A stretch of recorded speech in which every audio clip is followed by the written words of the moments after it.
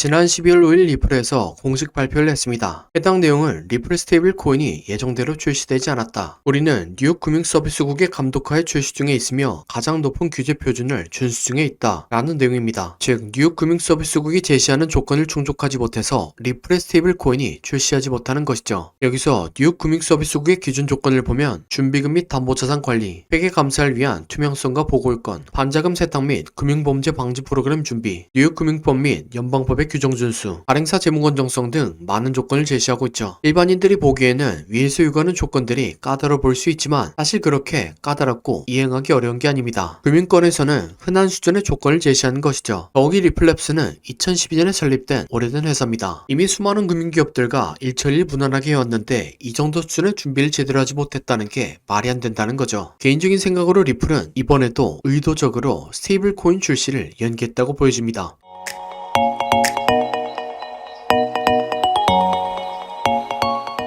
구독과 좋아요는 지속적인 영상 제작에 큰 힘이 됩니다. 영상을 시청하기 전에 구독과 좋아요 눌러주시면 감사하겠습니다. 리플은 의도적으로 시간을 컨트롤하는 모습을 지속적으로 보여줬습니다. 가장 대표적인 예시로는 8월 5일 엔캐리 청산 이슈로 인해 생긴 블랙먼데이 사건이 있죠. 이 당시를 복귀해보면 8월 5일에 엔캐리 청산과 각종 경제지표가 안 좋게 남에 따라서 주식과 코인의 가격 모두 강하게 빠진 사건이 있습니다. 그리고 2일 뒤인 8월 7일에는 오랜 기간 동안 리플 괴롭혀온 SEC가 리플과의 소송에서 사실상 패소했다는 호재가 나왔죠. 이에 따라 리플은 8월 5일에 34% 빠졌고 8월 7일에는 49%의 상승이 있었습니다. 여기서 리플 자세하게 관찰하신 분들은 이게 의도적인 연출이라는 걸 알 수 있었죠. 바로 7월 18일과 8월 1일 날 리플과 SEC의 비공개회의를 연달아 취소시킨 겁니다. 그것도 사유도 공개하지 않은 겁니다. 이건 리플에서 8월 5일 날 악재가 나올 걸 알고 있었고 최대한의 이득을 보기 위해서 계획했다고 보여집니다. 호재 이후에 악재가 나오는 것보다 악재 이후에 호재가 나오는 게 세력의 입장에서 더 큰 수익을 볼 수 있기 때문이죠. 그래서 리플은 본인의 생각을 실행에 옮겼습니다. 원래대로라면 7월 18일 날 정상적으로 비공개회의가 진행됐을 겁니다. 그리고 7월 말에 승소 뉴스가 발표되고 8월 5일에 블랙 먼데이가 찾아왔겠죠. 하지만 최대한의 이득을 보기 위해서 7월 18일과 8월 1일 날 비공개회의를 의도적으로 취소시켰죠. 그 덕분에 7월 말에 나왔어야 할 호재가 블랙 먼데이 이후에 발표됐습니다. 결과적으로 세력은 힘들이지 않고 저렴한 가격에 리플 코인의 물량을 매집할 수 있었고 별다른 노력과 돈을 사용하지 않고 가격을 쉽게 들어올릴 수 있었습니다. 그리고 세력의 매집 타점은 이후로 한 번도 깨지지 않았고 아시는 것처럼 500%가 넘는 상승까지 만들었죠. 이처럼 리플은 시간을 컨트롤해서 이득을 보는데 굉장히 뛰어납니다. 따라서 리플의 보유자들은 리플의 이러한 속성을 이해하고 리플코인의 이슈를 해석하는 게 좋다고 생각합니다. 그래서 리플이 뉴욕 금융서비스국의 조건조차 충족하지 못한 건 의도적으로 충족하지 않았다 라고 보는 게 합리적이라고 생각합니다. 어떤 이유로 지금 리플이 스테이블코인 출시를 하자는 건지 정확한 예측은 할 수 없지만 리플을 계속 출시하면 앞뒤가 맞아떨어지는 결정적인 사건이 조만간 나오지 않을까 생각합니다. 또한 스테이블 코인 출시는 리플랩스의 사활이 걸린 문제이기 때문에 어떻게든 출시될 겁니다. 리플의 스테이블 코인은 트럼프 행정부의 가상자산 일부 정도가 아니라 미국의 무역을 위해서 중대하게 사용될 가능성이 높기 때문이죠. 여기에 대해 이해하기 위해서는 리플 코인의 주목적과 트럼프 정부의 성격에 대해서 알아야 합니다. 우선 리플 코인은 국가 간의 송금을 위해서 만들어졌습니다. 그리고 국가 간의 송금은 무역에서 필수적으로 일어나죠. 즉 리플 코인의 주된 타겟 대상은 무역인들이 되는 것이죠. 실제로 리플이 한국에서 기자간담회를 진행했을 때도 서울 삼성에 있는 그랜드 인터컨티넨탈 호텔에서 진행했습니다. 바로 이 호텔은 한국무역협회 근처에 있기 때문이죠. 그리고 리플코인은 실제로 무역인들에게 편리성을 제공합니다. 가장 기본적인 송금은 전통은행과 스위프트를 경유해서 진행이 가능했습니다. 그래서 긴 송금 시간과 높은 수수료라는 단점을 가지고 있었죠. 하지만 다들 아시는 것처럼 리플은 블록체인 기술이 접목된 암호화폐입니다. 중앙화된 속성의 전통은행과 스위프트의 통제를 받지 않고 송금이 가능하죠. 그래서 원하는 대상에게 저렴한 수수료로 빠르게 송금할 수 있죠. 여기서 트럼프의 성격을 이해하면 리플의 스테이블 코인이 왜 중요한지 알 수 있습니다. 트럼프는 항상 아메리카 원리를 외쳤습니다. 다시 예전처럼 미국을 절대 강국으로 만들고 싶어 하는 거죠. 현재의 미국은 경제 주권을 통해서 전 세계를 통제하고 있습니다. 우선 미국이 달러를 발행합니다. 그리고 페트로 달러 체제로 인해서 전 세계 무역 통화의 88% 이상에서 달러가 사용되죠. 그래서 모든 나라들은 미국과의 무역이 아니더라도 달러 사용이 가능하기 때문에 달러를 비축하죠. 그리고 달러를 비축하는 과정에서 최대한의 이득을 볼 수 있게 이자를 주는 미국 채권을 매수합니다. 그러면 미국은 발행된 국채에 맞춰 부채를 늘리고 다른 나라들의 물건을 사줍니다. 그리고 세계 최고의 미국 기업들이 그 돈을 다시 회수하는 거죠. 이 모든 과정이 계속해서 반복되며 다른 나라들의 경제를 장악하는 겁니다. 이러한 경제적 장악력은 트럼프가 외교에서 보여주는 관세적 부과라는 강력한 무기의 바탕이 됩니다. 하지만 이러한 절대적인 무기를 사용한 데 있어서 스위프트라는 걸림돌이 하나 있죠. 스위프트는 국제은행통신협회의 약자로 200여국의 금융기관을 연결하는 네트워크 기관입니다. 현재는 국제금융거래의 코어 인프라로 자리 잡고 있는 기관이죠. 그런데 문제는 스위프트의 본부가 벨기에에 위치했다는 거죠. 즉 미국이 아니라 유럽연합의 법적 권한권 아래에서 운영이 되고 있다는 것입니다. 이는 미국의 절대적인 지배를 원한 트럼프 입장에서 제거 대상이 되겠죠. 그래서 조용히 스위프트의 힘을 줄이기 위한 방편으로 리플을 수용하게 된 겁니다. 리플은 미국의 본사를 두고 미국인이 운영하는 회사이기 때문이죠. 또한 리플의 수용 상태를 보면 리플의 사용 정도에 비해서 이미 과하게 많은 곳들과 파트너십을 맺었습니다. 일본은행의 80% 이상은 이미 리플과 파트너십을 맺었고 암호화폐에 대해서 엄청나게 적대적인 중국의 금융기관들마저 리플과 파트너십을 맺은 거죠. 과하다 싶을 정도로 많은 파트너십이 이루어진 겁니다. 거기에 더해서 트럼프는 스위프트의 영향을 받게 되는 CBDC까지 견제하고 있죠. 이 모든 것들이 기존 국제경제에서 스위프트가 가지고 있던 힘을 축소하고 미국으로 가져오기 위한 움직임이라고 생각합니다. 근데 이러한 계획을 실행하기 위해서는 리플의 스테이블 코인이 필수적이죠. 일반 리플 코인은 변동성이 너무 심하기 때문에 거래용 화폐로 사용할 수 없습니다. 하지만 스테이블 코인은 거래에서 가장 많이 사용되는 달러와 1대1로 연동되기 때문에 변동성이 굉장히 적죠. 종합해 보면 리플의 스테이블 코인은 단순한 투기 자산이 아니라 앞으로 미국의 무역을 지탱하는 중심 중 하나가 될 겁니다. 그래서 이 정도의 비전을 갖고 있는 리플 코인이 비상계엄령이나 스테이블 코인 출시 지연 등의 악재로 가격이 하락하는 건 기회라고 생각합니다. 리플이 이번에는 시간을 이용해서 어떤 계획을 준비하고 있는지는 모르겠지만 앞서 제가 말씀드린 정황을 조합해보고 이벤트가 터지면 합리적인 판단과 투자를 해보시기 바랍니다. 다음으로 리플의 차트 분석입니다. 리플은 2018년부터 고점은 점차 낮춰가고 저점은 점차 높여가는 삼각수렴을 진행했습니다. 전형적인 세력들이 매집을 하면서 나타나는 패턴 중 하나죠. 이렇게 수렴과 매집이 다 끝나니까 추세를 상승으로 전환시키는 충격파동이 나왔습니다. 이 패턴이 나오면 저점을 깨지 않고 고점을 추가적으로 갱신하죠. 충격파동 이후의 이론대로 조정파동을 그렸지만 저점을 깨지 않았고 강세장의 비율과 형태까지 만들었습니다. 또한 플랫파동이 충격파동보다 훨씬 오랜 기간 동안 진행되었으며 이파가 가장 자주 완성되는 618에서 조정이 마무리되고 이론대로 강한 상승 파동을 만들었습니다. 결과적으로 3파가 연장된 형태의 충격파동이 만들어지고 있는 걸로 보여집니다. 물론 여기서 더 올라갈 수도 있지만 가장 이상적인 3파 연장의 비율인 3.236에서 비상계엄령과 스테이블코인 출시 지연 악재가 터지며 조정이 만들어지고 있습니다. 따라서 저점에서 리플을 잡으신 분들은 일정량을 털고 리플의 매수를 생각하시던 분들은 조정파동 이후에 매수하는 게 좋다고 생각합니다. 이렇게 말씀드리면 리플의 매수를 생각하시던 분들은 아쉬운 마음이 들 것 같습니다. 하지만 현재 비트코인의 상승과 함께 저점에서 좋은 위치에 자리 잡은 코인들이 많이 생겨나고 있죠. 그래서 지금까지 시청해주신 구독자분들을 위해서 저점에서 패턴이 완성된 다른 코인을 가져왔습니다. 네, 바로 이게 패턴이 완성된 코인의 차트입니다. 코인 차트 공부를 많이 하신 분들은 아시겠지만 과거에 대상승을 했던 코인들이 폭발 직전에 보여줬던 차트 패턴이죠. 이런 코인을 찾는 방법을 알려드리면 첫 번째로 세력이 장기간에 걸쳐서 매집하는 점, 흔히 말하는 박스권이 형성되고 기간은 길면 길수록 좋습니다. 세력이 시간과 돈을 써가면서 고점을 만들었는데 고점에서 차익 실현할 물량이 없다면 바보겠죠. 하지만 세력은 굉장히 똑똑합니다. 그리고 매집을 위해서 개미들의 물량을 뺏는 과정이 필요합니다. 보통 개미들의 물량을 뺏는 패턴으로 오랜 기간 동안 횡보를 하면서 개미들을 지치게 하는 시간 조정과 가격을 갑자기 빠르게 움직여 개미들에게 공포를 주면서 물량을 뺏는 가격 조정이 있죠. 마지막으로 개미들의 물량을 충분히 뺏었다 싶으면 상승의 신호탄을 추적해야 합니다. 보통 상승의 신호탄은 거래량을 동반한 장대양봉이죠. 예를 들면 2020년도에 엄청난 상승을 보여줬던 세타펠 코인이 있습니다. 이렇게 1년 동안 횡보를 하면서 박스권을 만들죠. 그리고 그 과정에서 가격 조정을 한 번씩 줍니다. 물량이 다 보였다 싶으니까 거래량을 터뜨리면서 장대양봉을 만들죠. 하지만 곧바로 가격을 떨구면서 개미들을 텁니다. 하지만 이전 거래량을 죽이지 않고 이전 박스권 위에서 다시 한번 지지합니다. 네, 세타퓨엘은 12,000% 상승했습니다. 마찬가지로 도지코인 역시 2년 동안 횡보를 하고 가격 조정을 주고 거래량 터뜨린 다음 상승, 개미 털기, 이전 박스권 위에서 지지. 도지코인은 54,000% 상승했습니다. 마찬가지로 칠리즈 역시 2년 동안 횡보를 하고 가격 조정을 주고 거래량 터뜨린 다음 상승, 개미털기, 이전 박스권에서 지지. 칠리즈는 57,000% 상승했습니다. 그럼 제가 발굴한 좋은 코인을 함께 살펴보시죠. 3년 동안 횡보를 하면서 박스권을 만듭니다. 그리고 그 과정에서 가격 조정 한 번씩 주죠. 물량이 다 모였다 싶으니까 거래량을 터뜨리면서 장대 양봉을 만듭니다. 하지만 곧바로 가격을 떨구면서 개미들을 털죠. 그래도 이전 거래량을 죽이지 않고 이전 박스권에서 다시 한번 지지합니다. 네, 이전에 다른 코인들처럼 이 코인은 높게 상승할 겁니다. 1년 6개월 매집한 세탑 퓨엘이 12,000% 상승했고 2년간 매집한 도지코인과 칠리즈는 5만% 이상 상승했습니다. 그러니 3년간 매집한 이 코인은 적어도 5만%, 많이 가면 10만%는 올라갈 거라고 생각하고 있습니다. 5만%면 100만원이 5억이 되고 10만%면 10억이 되는 금액입니다. 차트가 좋으니까 여러분들에게 올인하세요 라고는 말씀드리지 못합니다. 하지만 100만원이나 200만원만 넣어서 인생 역전의 기반을 만들어 볼 수 있다고는 말씀드리겠습니다. 코인 매매를 오래 하신 분들은 아시겠지만 이렇게 축제 분위기인 장에서는 관심받고 있는 코인이 아니라 시장에서 관심받지 못하는 종목이 더 큰 수익을 안겨다 줍니다. 그래서 저는 무리하지 않는 선에서 시장에서 관심받지 못하는 이 코인을 매수하려고 합니다. 저와 함께 이 코인을 매수해 보실 분은 화면에 나오는 010-7448-0073 번호로 30이라고 문자 주시기 바랍니다. 그러면 제가 여러분들이 구독자인 것을 알아보고 바로 코인 이름을 문자 드리겠습니다. 이렇게 말씀드리면 이 코인이 무엇인지 영상에서 말하면 되는데 왜 영상에서 말 안 하고 문자를 보내라고 하냐 라고 하시는 분들이 계시죠. 이건 세력들의 눈을 피하기 위한 수단이라고 봐주시기 바랍니다. 유튜브의 기능이 너무나 발달해서 이렇게 스크립트 표시를 클릭하면 제가 영상에서 말한 내용이 그대로 글로 작성됩니다. 즉 외부에서 검색을 하면 이 동영상이 접근이 가능하다는 거죠. 그래서 세력들은 본인들이 매집한 코인을 다른 사람들은 어떻게 생각하는지 굉장히 쉽게 파악할 수 있습니다. 그러면 앞에서 차트 분석을 왜 했냐 라고 생각하실 수 있는데 제가 차트 분석한 코인은 저 말고도 수만 명의 사람들이 분석 영상을 찍어서 올리죠. 물리적으로 그걸 다 하나씩 관찰하기라 불가능합니다. 하지만 이 코인은 검색해보면 몇 명 되지 않습니다. 세력들의 입장에서도 지켜볼 만하다는 거죠. 그래서 10만 프로를 노리고 들어가는데 굳이 세력들에게 저희들의 전략을 노출시킬 필요가 없다는 생각입니다. 아무튼 이 코인이 무엇인지 궁금하신 분은 화면에 나오는 010-7448-0073 번호로 30이라고 문자 주시기 바랍니다. 그럼 구독과 좋아요 부탁드리고 다음 영상으로 찾아뵙겠습니다.